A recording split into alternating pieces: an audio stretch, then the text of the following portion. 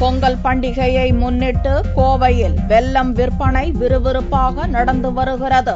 வரும் 14ஆம் தேதி தமிழர் பண்டிகையாம் தைப்பொங்கல் கொண்டாடப்படுகிறது. பண்டிகைக்கு சில நாட்களே உள்ள நிலையில் பொங்கலுக்கு தேவையான பொருட்களை வாங்குவதில் மக்கள் பெரும் ஆர்வம் காட்டி வருகின்றனர். கோவை மாவட்டத்தில் தற்போது வெல்லம் விற்பனை சூடுபிடிக்க துவங்கியுள்ளது. உருண்டை வெல்லம் மற்றும் அச்சு வெல்லங்களை மக்கள் ஆர்வமாக வாங்கிச் செல்கின்றனர். கோவையில் வெல்லம் தயாரிக்கப்படவில்லை என்றாலும் வெல்லம் தயாரிப்புக்கு பெயர் போன சேலம் மற்றும் கோபி பகுதிகளிலிருந்து வியாபாரிகள் இறக்குமதி செய்துள்ளனர். தற்போது விலையில் ஏற்றமும் இறக்கமும் இல்லை என்ற நிலையில் பொங்கல் நெருங்கும் நாளில் வெல்லம் விலையில் மாறுதல் இருக்க வாய்ப்புள்ளதாக விற்பனையாளர்கள் தெரிவித்தனர்.